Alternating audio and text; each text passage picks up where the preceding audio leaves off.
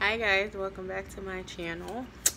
It is midnight and I cannot sleep, so just turned on the camera, started filming. Got my hair straightened today because you know my mom is the GOAT. She did a really good job. Look at that. But anyway, I'm gonna do a little makeup and do a story time. So if you want to see what that's about, stick around.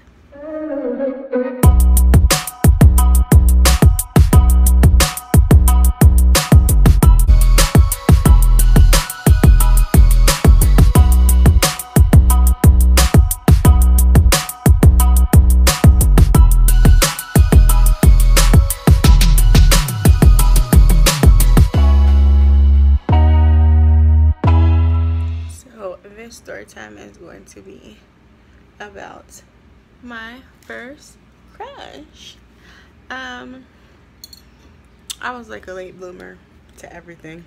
I was a tomboy for a lot of years, so I didn't actually even have my first crush, like serious crush, until high school. And let me give you a little backstory.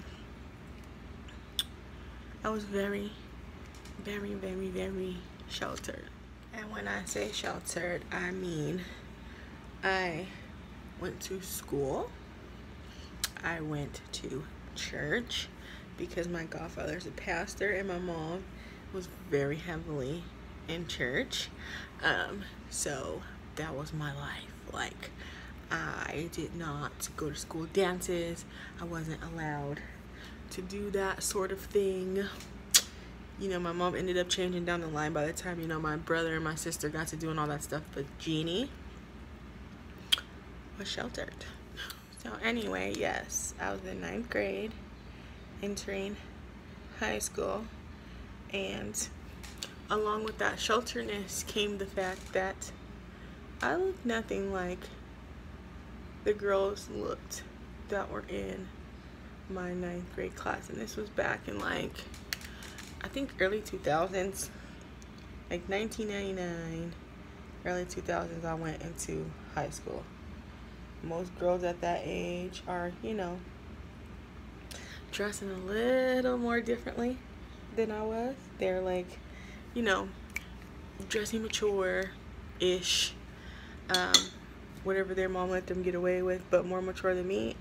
I was still in barrettes and skirts down to the ankles because my family, the church was Pentecostal. So yeah, skirt down to the ankles, showing not a morsel, not a smidgen, not a smatch, not a stitch of skin. And then at the time, I actually was living with my godfather. I was getting into that, like, rebellious teenage years where I didn't want to listen to my mom, and I was starting to act out, like, in minor ways, nothing too serious, but to the point my goddad was like, nope, you're coming to live with us because this is what we not finna do, because he's not, my goddad was not for play. Anyway, so yes, all the other girls are wearing cute, age-appropriate things, age-appropriate hairstyles, acting, for the most part, age-appropriate. Jeannie was in pigtails, or some kind of, you know, if I didn't have pigtails, a style that probably somebody in elementary school would wear. Yeah, barrettes. And if I didn't have barrettes, like if my hair was free of barrettes, the only hairstyle I knew how to do was like this bun thing that, like, I don't wear my hair like that now because it just gives me memories of my high school years, and I can't. I can't. So anyway, back to the story. Yes, the girls are appropriately dressed. I'm not, because I'm sheltered to the max. I'm not allowed to do school dances, so boys are definitely out the question. And I was kind of still in a tomboy phase anyway, like low-key coming out of it, because I have a lot of boy cousins and a lot of brothers. You know, from my dad's side I have a lot of brothers, and then you know, my mom has a son, and there's just a lot of boys in my family. So I was a tomboy. And when I say tomboy, I mean I was a tomboy. To the point, like, I think I broke probably every leg, wrist, or anything that you could break besides my neck. I think I broke it. My mom still to this day says I should have been her boy, because my mom has just me, my sister, and my little brother. But out of the three of us, she always told me that, like, Jeannie, you should have been my boy. You couldn't dare me to do nothing. Which my cousin Anthony, because he's the oldest boy out of my grandmother on my mom's side's grandkids, and I was the oldest girl. And so even though I'm the oldest out of all of them, he, you know, me and him always had this competition going on, like, anything you can do, I can do better. Like, just because you're a boy, that don't mean nothing. I was that chick. He couldn't dare me to do nothing, because once those words were entered, it was happening. So as a result of that, I broke a lot of bones. My mom spent a lot of time at the ER, which she was not happy about.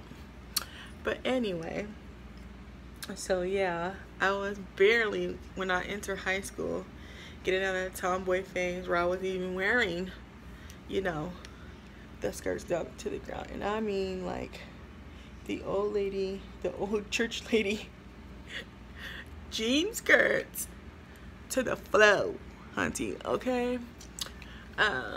So yeah, that was my get down every day. My best friend, still to this day, makes fun of me for it, and she remembers this story that I'm telling now, because she remembers it because of the fact that once this boy came into the picture, the dress code started changing, or at least for a day there, but I'll get to that. But yeah, so I'm barely coming out of the tomboy phase, because it's home, school, church, home, school, church, home, school, church every day. And we used to have, like, church every day. There was something going on every day. And, like, as I told you guys, I think in, like, my beginning videos, because I was raised up like that in church, I can perform, like, all functions in church. Like, I know how to usher, I know how to nurse. Nurses take care of the pastor for you heathens. Everything, like, anything that you could think to do, they, you know, I was trained how to do it. So yeah, so moral of that story, there was something going on every day. Like, I was in the choir, on the praise team. I think the only thing that I didn't do at that time was, like, praise dancing, just simply because at that time I was not rhythmically blessed, and I didn't have coordination or none of the aforementioned things, and I just wasn't into it. And that was just more of a my god sister type of thing. Like, she killed it, she still kills it. But yeah, so, like, because there was always something going on, like, every day, some kind of rehearsal, some kind of meeting that I had to be at, because I was doing everything. That's what my life consisted of. I think there was only, like, one day out the week, 1 day or 2 days out the week that we didn't actually have something, and then the other day, like the 1 day out the week that there wasn't something going on, actually, like, with the whole church, that would be like a Saturday or something. And my godmom, who I was living with at the time, because I was living with my godfather, she used to go clean the church on Saturdays. So Saturdays I'd be up there with her too, her and, you know, my little god brothers and sisters. So yeah, there was something every day. So my everyday uniform was jean skirt, nice blouse, sneakers, no skin. Like the blouse was one of those cuffed situations where it had like the little collar, so there was no skin going on. This one I'm using tonight. Which one is that one? Which comedy special is that? Let me find out. With the scary, huh? Well, you know, haunted buildings and shit. They have some pretty interesting shit on there. Well, if you're gonna be ready to be scratched and grabbed on, I'll watch it with you. You know I'm scary. What? You didn't bring your buddy in here with you? No, he was on the couch doing him, and I was like, fine.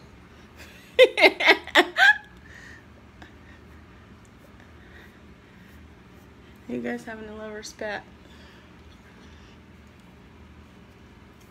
Huh? I say you guys having a lover spat? Yeah, just a little. Okay, so I'm gonna go into this shade right here, Supreme. But anyways, so yeah, there was stuff going on every day. And when there wasn't stuff going on, most of the time I'd be up there. So fast forward my 9th grade year, I get to feeling this little boy. Well, he wasn't a little boy, so I was a freshman, he was a senior. So, you know, that in itself, for a freshman girl, was goals. Like, what?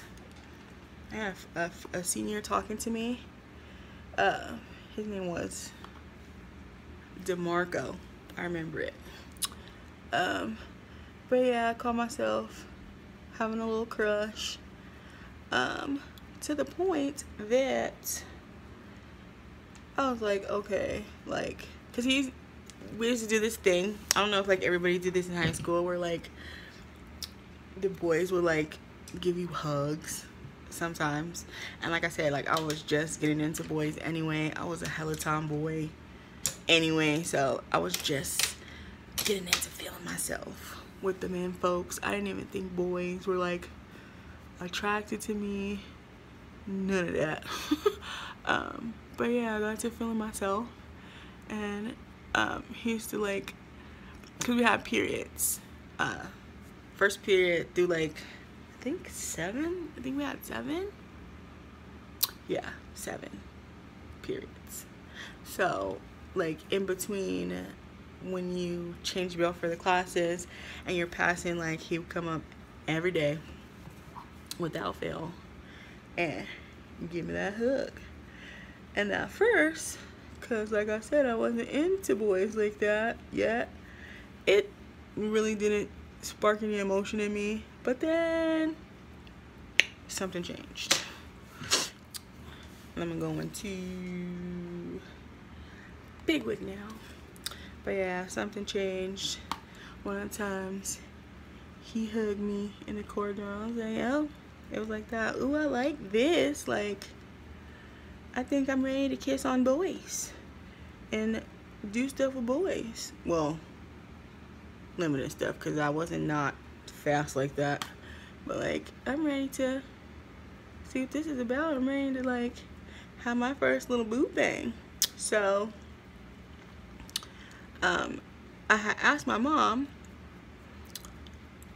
if, you know, she would be okay with me dating. And of course, Indiana fashion, she was like, hell no. This is why I got you in church. The way I got you in church. Negative, sis. So that was out, and I pretty much made the decision, like, if I was gonna do it, it was gonna have to be like on the sneak tip, basically, where like it was an in-school thing, and that was about it. Cause I didn't have no cell phone. Like, I was not one of them kids that like, or girls that like boys could call my house. I didn't have no cell phone. And then at that time, you know, I asked my mom for permission, because she my legal guardian, but I wasn't even living with my mom. I was with my godparents. And of course, my goddad, that was a hell no situation. Like, no, boys is out. So it was like no's all around. So one day, I really wanted to get this boy's attention. So I was just looking at myself in the mirror, looking back like the a grown-up child that I look like, with pigtails and barrettes at, what, that's like 15 in 9th grade? So yeah, like at 15. And I was like, yeah, this is not gonna work. But there was times that, like, you know, because I was, for all intents and purposes, a PK. So like sometimes my godmother, like, you know, she would straighten out my hair and whatnot, and I liked it. Like, I didn't like maintaining it, which is why I didn't ask her to do it a whole lot, even though she liked to do it, because she loved when my hair was straight, and she'd tell me how pretty I was, and, you know, stuff like that, and try to do girly, you know, more girly things with me, try to get me to be more feminine. So that would happen sometimes. So I just basically waited for one of those times where she was on that mission. But, you know, her purposes of doing it was for me to wear it like that to church, you know, for a week or so, because I never really kept it up any further than that. And then, like, maintain it maybe through the week. But yeah, it was one of those weeks I was like, okay, hair's pressed, let me sneak by some little makeup. The only clothes that I had that was not my church uniform of skirts down to the ankles, tennis shoes, full blouse, was my mom had there were pedal pushers. Pedal pushers were highly in, and she had on me these pedal pushers, which was like too tight because I was starting to fill out. So they were too tight, which she let me keep them to like play in or whatever. They never had any intentions of me actually like wearing them anywhere. So I just had them in the arsenal for when I was like outside being a tomboy, basically. So yeah, I had those. I remember them. They were gray, and they had like a slit at the end of the leg, and like this butterfly. So got to looking at myself in the mirror one day. Hair was flat ironed because the godmom had flat ironed hair, and then I realized that, like, oh, these pants are tight, so they'll make stuff pop. Like, at that time I didn't have any like halter tops or any cute tops like that, but I did have, like, you know, because I was starting to fill out stuff that, like, shirts, the same blouses, but that they made me look busty, basically because they were getting too small because I was filling out. So yeah, put together that little fit. And I always wore heels to church, and like I was allowed to wear heels because I always wore heels to church, and I think they were like 5 or 6 inches even then, but they were more like thick. The heels were thick. They weren't like those really thin heels, because I was still, like I said, coming out of my tomboy phase, so I was really technically just getting into wearing heels. So yeah, I was like, okay, these pants make my booty look popping, my boobs look big because the shirt is too small, and I can untie, like I can just put some buttons down, and I'm gonna put these 6-inch heels on. I'm gonna go to school. The only problem was I had to figure out how I was gonna get out the house like that. So yeah, that happened. So I put the little fit together. I ultimately decided to just wear the stuff that they normally let me wear out the door to school, and put the stuff in my backpack, the other clothes in my backpack, because it's not like they checked me or anything, because I wasn't too much of a mischievous kid like that. So like I said, I was having some behavioral problems, but not to the extent they were like doing backpack searches and crap like that. So I basically just hid the clothes in my backpack, and somewhere in that time I had already mastered, I guess, because like there was times that I had to like change clothes quick, fast, in a hurry, even for like church stuff. Like I became good at changing in cars and, you know, undressing in front of people without undressing in front of people. So basically that's what happened that day. I like undressed on the bus without, you know, showing all the goods on the bus. Put that little fit on, and that was that. So when I got to school, I was already suited and booted. Which is the part that my best friend makes fun of me for all the time, because I remember she was like, "Ooh, Miss Smiley, who you trying to look cute for? Like, who is this person?" Because they was not used to seeing me like that, like at all. So I was like, "Oh, nothing, I just wanted to be cute," because I was trying to play it off, because I was still shy. On top of that, like, I don't want to let everybody know that I did this for this boy. Like, I just want them to think like I was just being cute, even though I knew the real reason. Like, I was trying to bag that man, honey. But yeah, so he ended up seeing me when he came over to give me a hug, and was like,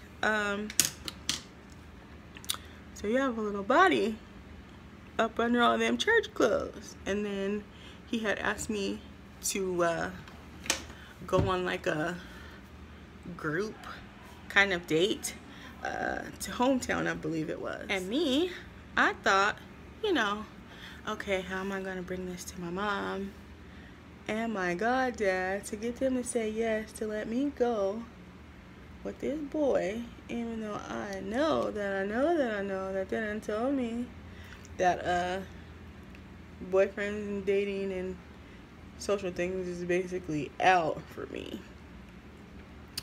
So I think I like went to my mom first and was like, because to me she was easier than my dad, my goddad.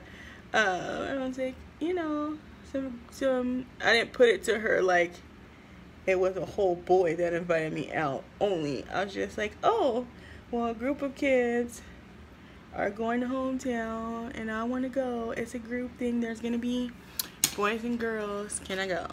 Which, of course, she was immediately like, "Well, if it's going to be a group, then basically ask your godfather. And whatever your godfather says,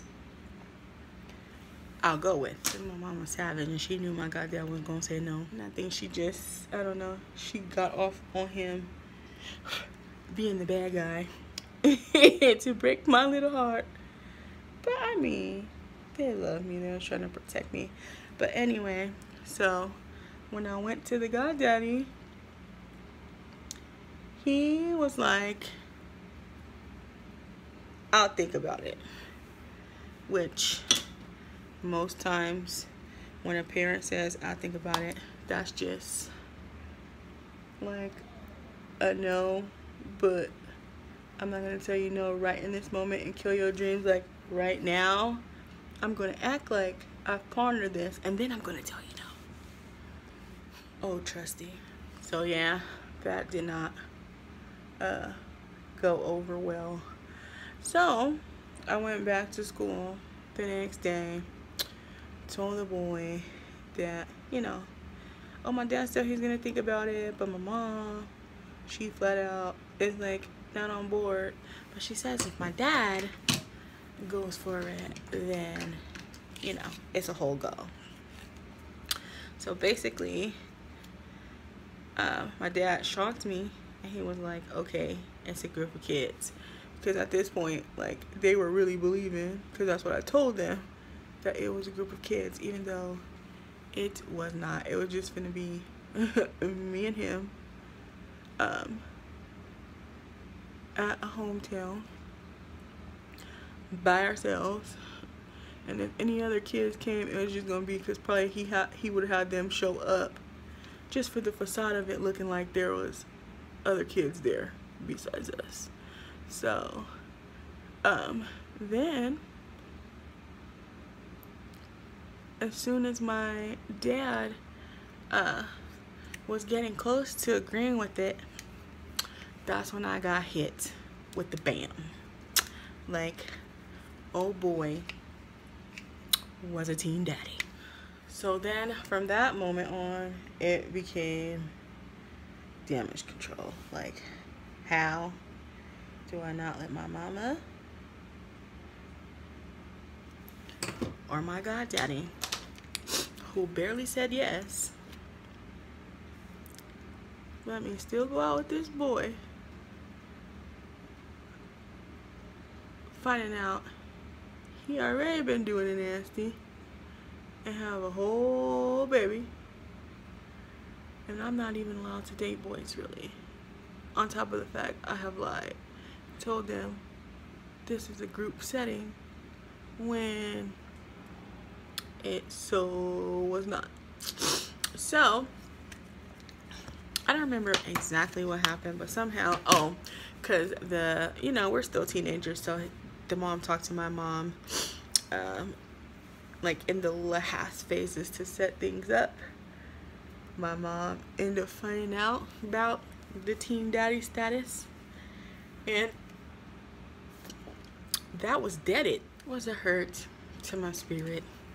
Yes, because I really wanted to go out with that boy. That boy was I harbor, any resentments, or like, was I really all that upset with my mom or with my goddad? Because, that got deaded. Not really, because you're supposed to protect your kids. So, I knew that's what they were doing. They didn't want me to be a baby mama.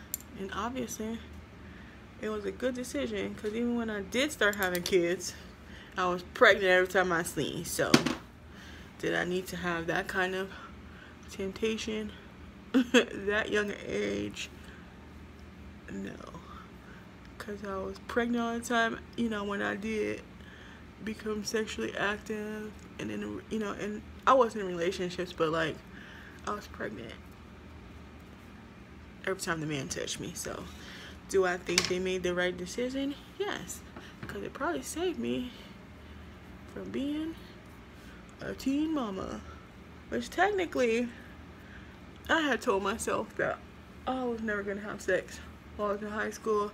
I had kind of made a vow to myself, not even because of the church thing, but just in general, because my real father, that man is the whole of America, and he had a baby, my oldest brother, when he was like 15. So I had consciously made a decision that I was gonna do everything in my power that nobody was getting in my drawers when I was in high school, because I just felt it in my bones. Like, when you know that that one of your parents was a hoe, and you know that you too have this same future as soon as you open up them doors. So, even though I had consciously made that decision on my own, do I resent my mom for like being a mom, or my goddad for being a goddad and saying no, especially once that came out?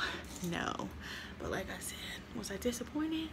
Yes, because that boy was fine, and he was a whole senior, and he liked it in me.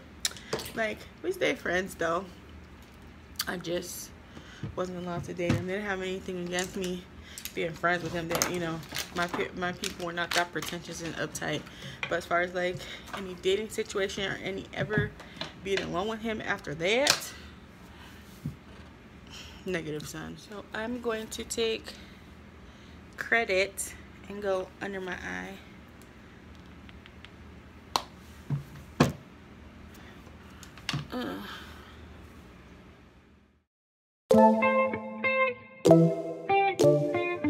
So now, what I think about to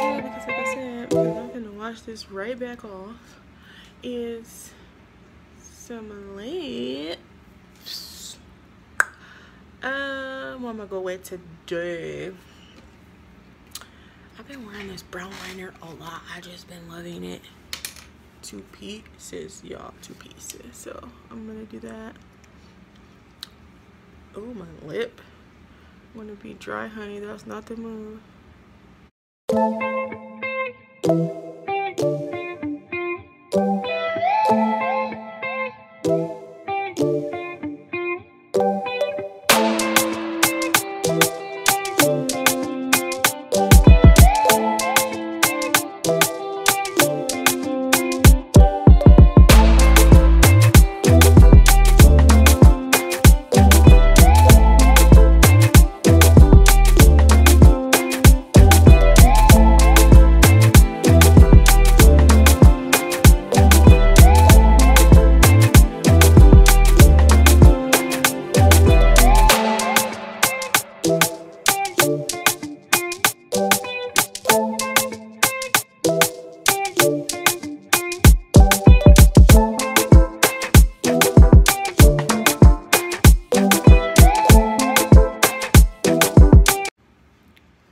So yeah, that's all for my story time and my little late night makeup sesh. Thanks for rocking with me. I will most definitely see you in my next one. Like, comment, subscribe.